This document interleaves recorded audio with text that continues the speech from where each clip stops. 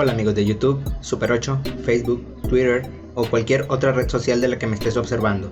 Mi nombre es Alejandro Gutiérrez y en esta ocasión te traigo el tercer capítulo de esta serie de videos con los cuales yo pienso enseñarte cómo funciona la física cuántica de una forma muy sencilla, adaptando la información a arquetipos u objetos de uso cotidiano para poder relacionar esta información de forma fácil, sin necesidad de explicarte todas esas ecuaciones que te revolverían la cabeza y simplemente no entenderías nada. Sin más por añadir, comencemos con el tema de hoy.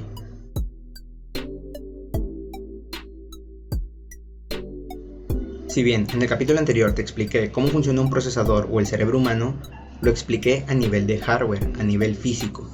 Pero en el capítulo de hoy les voy a explicar cómo funciona a nivel de software, a nivel de información.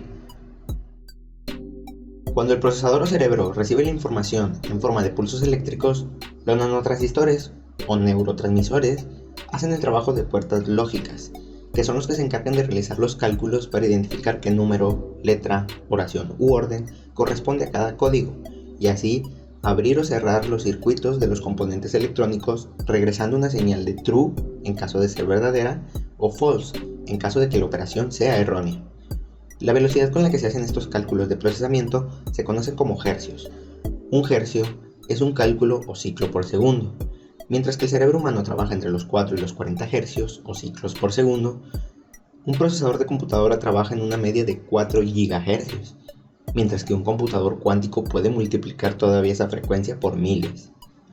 Esta capacidad de poder aumentar la frecuencia de procesamiento se le conoce como overclocking, y entre los técnicos e ingenieros de sistemas les es un hobby tratar de rebasar un récord mundial en el aumento de la frecuencia de un procesador comercial, ya que estos procesadores tienen un límite.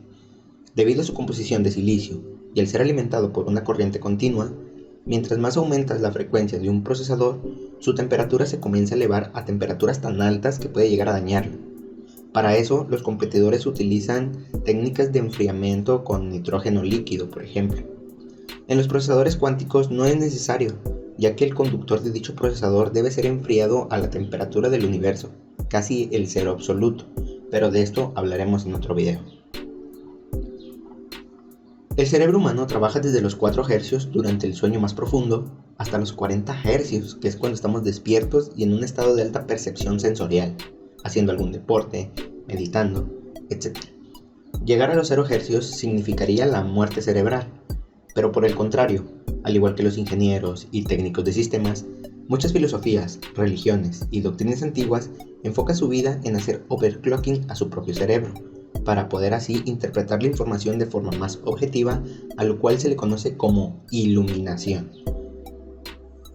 Esto puede parecer una forma completamente distinta de ver las cosas. Sin embargo, la información siempre está en constante actualización, y la mayoría de lo que aprendiste en la escuela o universidad posiblemente ya esté obsoleto en la actualidad, ya que cada generación nace con un paradigma distinto. La manera en la que interpretamos el espacio-tiempo de la realidad está en constante cambio. Por ejemplo, yo pertenezco a una generación que creció a la par del desarrollo tecnológico y se nos conoce como la generación millennial, por lo cual personas con un paradigma o de una generación anterior para atrás probablemente no entienda de lo que esté hablando si utilizamos la analogía del hombre-máquina, debido a que la información entra en conflicto con su información que ha arraigado durante años. Esto pasa porque la computación también tiene generaciones. Cuando un procesador interpreta la información y se alista para enviarla a su proyección final en un monitor o pantalla, utiliza un paradigma o un entorno gráfico para que el usuario también pueda interpretar e interactuar con esa información. Un sistema operativo. El paradigma o sistema operativo más conocido en la actualidad es Windows 10, aunque hay otras personas que utilizan alguna generación anterior de Windows u otro sistema operativo como Linux o iOS. Así que, usando la analogía del procesador cerebro, les puedo decir que en el mundo el 98% de las personas tienen un obsoleto paradigma, comparable al sistema operativo Windows 95, un paradigma incapaz de realizar múltiples tareas y procesar grandes cantidades de información. Del 2% restante, el 95% tiene entre un Windows XP y un Windows Vista, que ya es capaz de realizar más tareas y procesar más información. Y el 5% restante, de ese 2%, tendría un Windows 10 sin ninguna complicación al momento de procesar información o hacer múltiples tareas. A la vez que una cantidad indeterminada tiene un sistema operativo desconocido, por eso no grafica visualmente. Para que tú puedas identificar qué tipo de paradigma tienes, analiza qué tanto rechazas o aceptas esta información. ¿Qué sucede si tenemos un paradigma antiguo y recibimos un paquete de información nuevo? Lo mismo que sucedería si recibimos un paquete de información de la librería de Microsoft 365 2020 y lo intentamos abrir en nuestro antiguo sistema con Office 2013.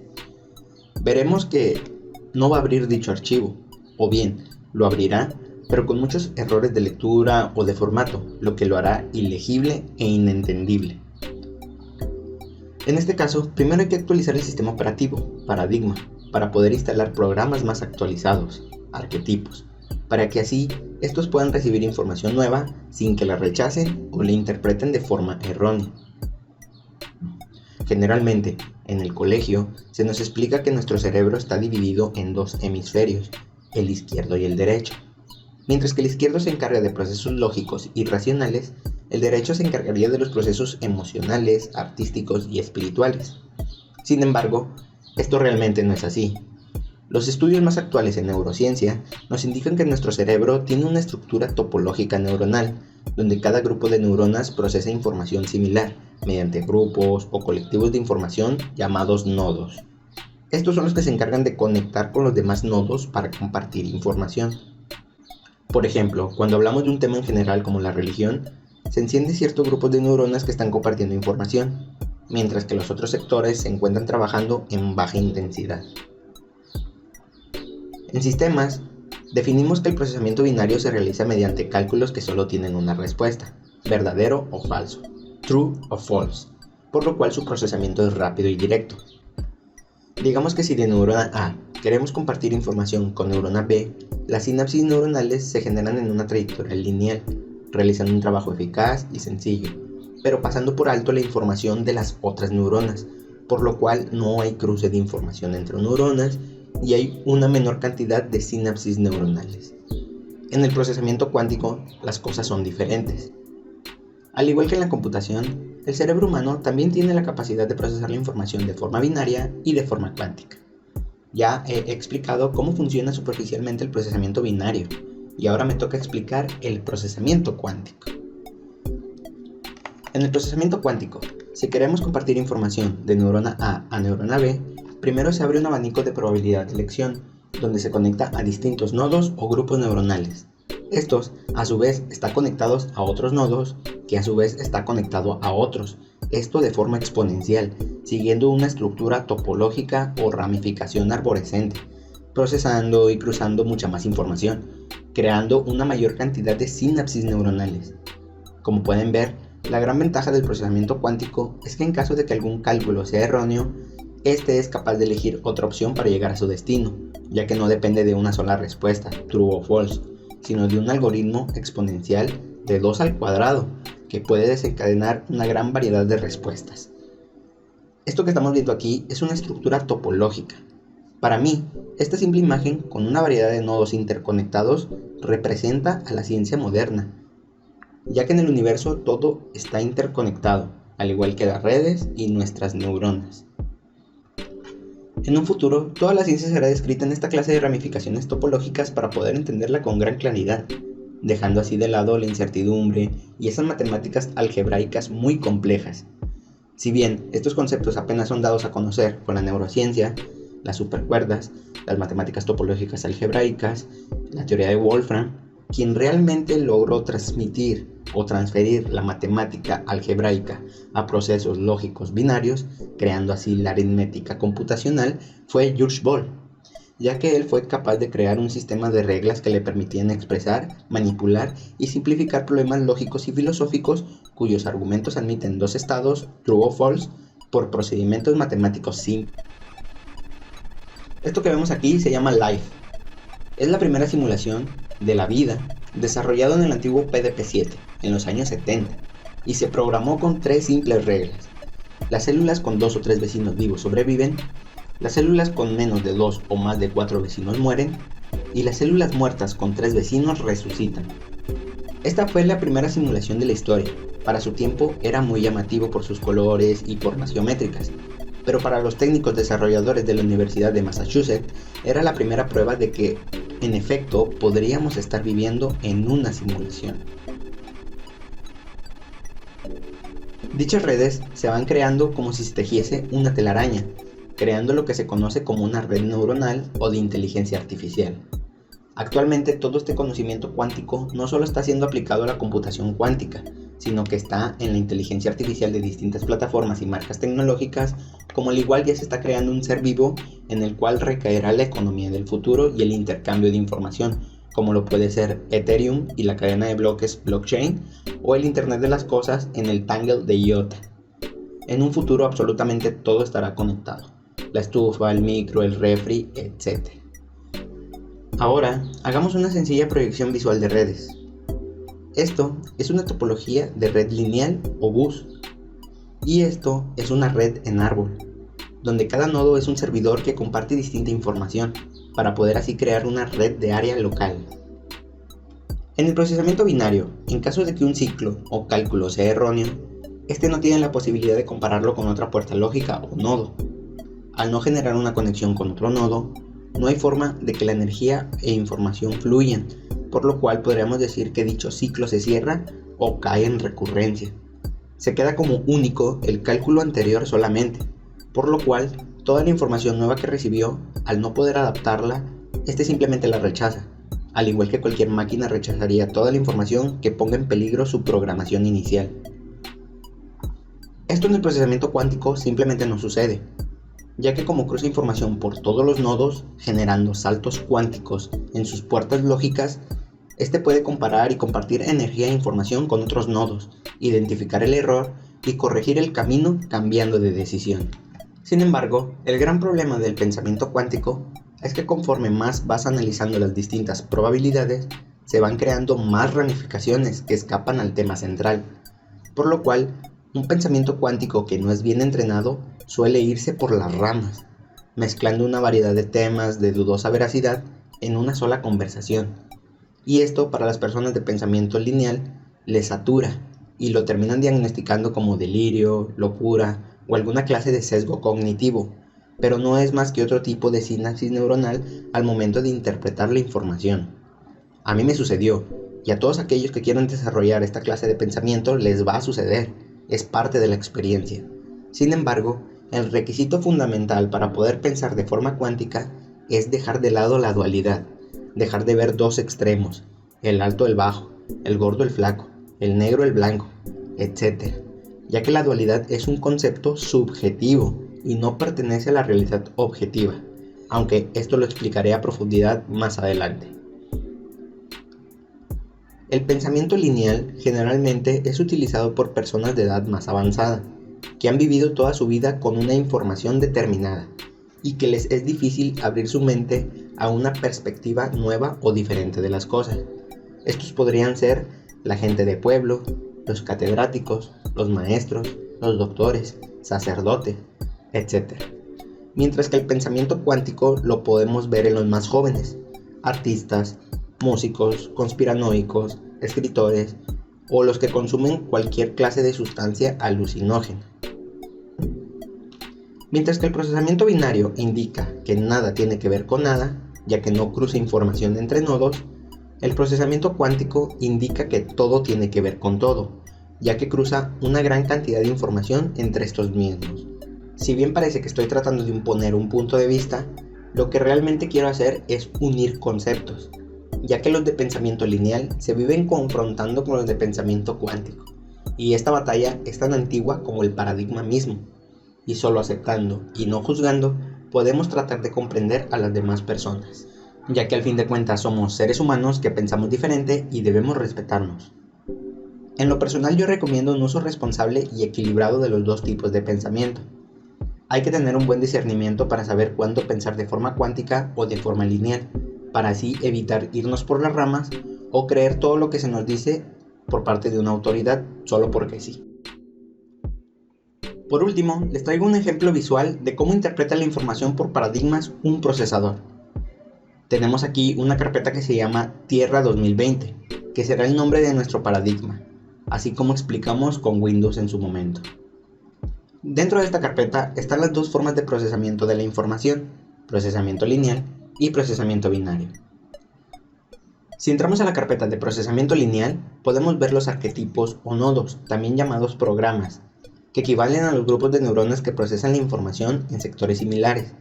Podemos ver que tenemos religión, política, educación, economía, deportes, etc. Este solamente es un ejemplo. El pensamiento lineal avanza de carpeta en carpeta. Por ejemplo, aquí entramos a política y nos aparecen nombres de distintos presidentes y expresidentes. Si regresamos y entramos a deportes, podemos ver un nodo que tiene más carpetas o grupos de información. Accedemos linealmente a fútbol y vemos distintos equipos de fútbol y nombres de jugadores. Así le podemos hacer con todos y cada uno de los grupos de información que procesan las neuronas. Las personas de pensamiento lineal, como avanzan de carpeta en carpeta, de nodo en nodo, son capaces de acceder a la información de la carpeta que abrieron, pero no acceden a la información de las carpetas que no abrieron. Por ende, dictaminan que nada tiene que ver con nada. Te dicen que no debemos combinar el fútbol con la política, por ejemplo. Ahora entramos a la carpeta de procesamiento cuántico dentro del mismo paradigma y nos aparecen exactamente los mismos arquetipos o programas.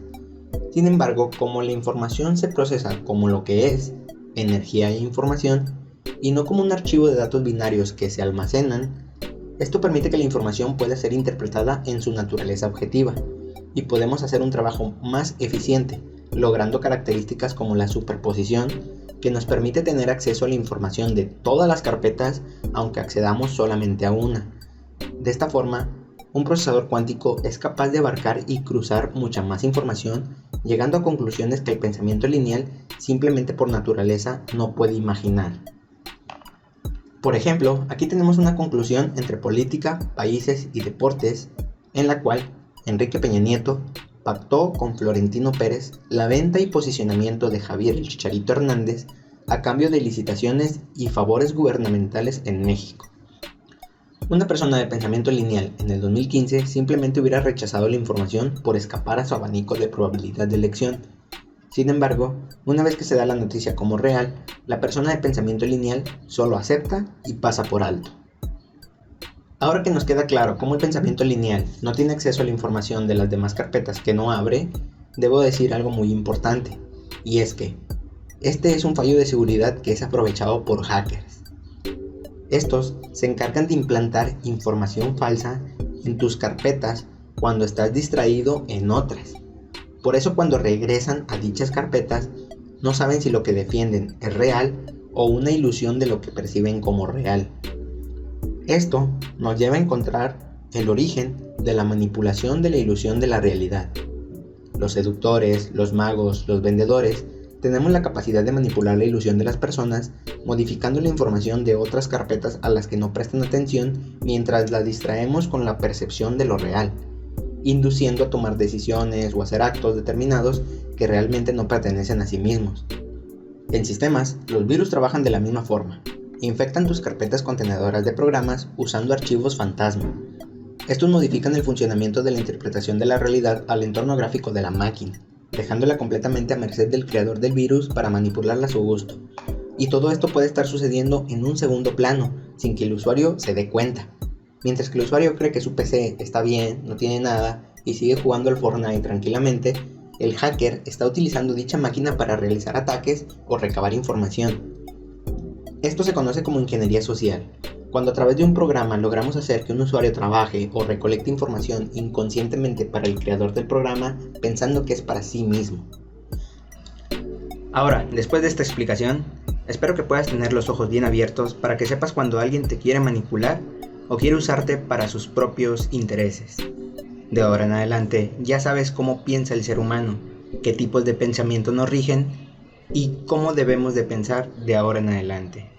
En lo personal, yo recomiendo un equilibrio entre pensamiento binario y pensamiento cuántico. Sin embargo, cada quien es libre de elegir el propio pensamiento que desee. Pero no por eso hay que atacar a las personas que no piensan como nosotros. Sin más por el momento, amigos, me despido y nos vemos en el próximo capítulo.